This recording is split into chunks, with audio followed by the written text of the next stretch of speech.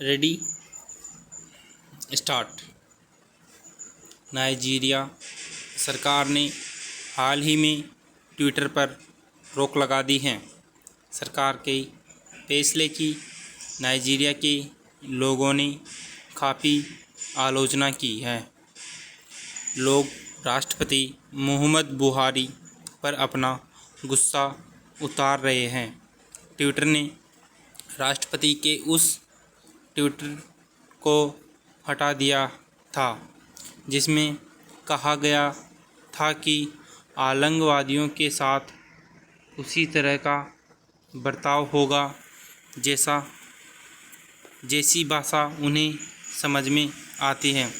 Nigeria का यह प्रतिबंध अमेरिकी सांसदों और सामाजिक कार्यकर्ताओं के लिए भी चेतावनी होनी चाहिए।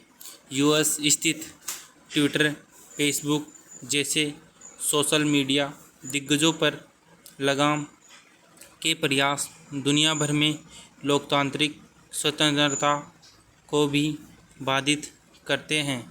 अमेरिका के पूरे राजनीतिक परिवेश में बड़े सोशल मीडिया प्लेटफॉर्म के खिलाफ रोष बढ़ा है।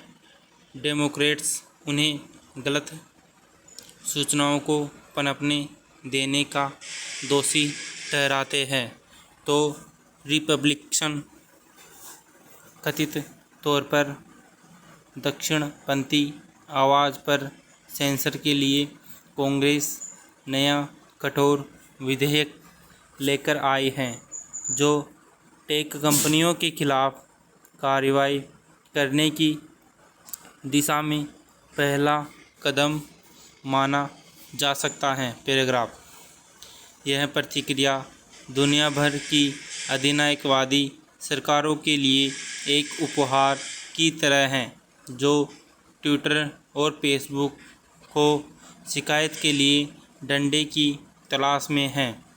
गैर उदारवादी नेताओं ने यूएस में कार्यकर्ताओं और राजनेताओं की भाषा और कानूनी साधनों को ही अपना लिया है। गौरतलब है कि नाइजीरिया के सूचना मंत्री ने शिकायत में कहा है, नाइजीरिया में ट्विटर का मिशन बहुत संदिग्ध है और उसका एक एजेंडा है। रूस ने ट्विटर का फैलाव रोकना शुरू कर दिया है। हाल ही उसने प्रतिबंधित कंटेंट को डिलीट न करने पर जुर्माना लगाया है। मॉस्को भी इन कंपनियों में रूस में कार्यालय खोलने के लिए मजबूर करना चाहता है, ताकि मनमानी करने पर वह अधिकारियों और कर्मचारियों को कब्जे में रख सके। इस बीच भारत ने कथित तौर पर यह फैसला किया है कि ट्विटर मध्यस्थ नहीं बल्कि प्रकाशक है, इसलिए किसी की शिकायत पर उसे आपराधिक उत्तरदायी ठहराया जा सकता है। उत्तर प्रदेश में ट्विटर के खिलाफ केस भी दर्ज हुआ था। वजह वीडियो वायरल हुआ था जिसमें एक वृद्ध ने दावा किया था कि उसके धर्म के कारण उस पर हमला हुआ। जवाब में भारत के सूचना मंत्री ने कहा है कि यह फर्जी खबरों से लड़ने में ट्विटर की मनमानी का उदाहरण है। पैराग्राफ। वैश्विक अधिनायकवादी चाहते हैं कि अमेरिका के बड़े सोशल मीडिया नेटवर्क उनकी स्थानीय मीडिया के अनुरूप हो। टेक कंपनियों को विवश करने की अमेरिकी कार्रवाई दूसरे नेताओं को भी नियंत्रण वाला टूलकिट प्रदान करती हैं। इसके जरिए वे अंतर्राष्ट्रीय स्तर पर उसे उचित ठहरा सकते हैं। कंपनियां यदि दूसरे देशों की सरकारों के आदेशों को खारिज करती हैं, लेकिन यूएस में ऐसे आदेशों को स्वीकार करती हैं तो उन पर पाखंड के आरोप लग सकते हैं। पैराग्राफ।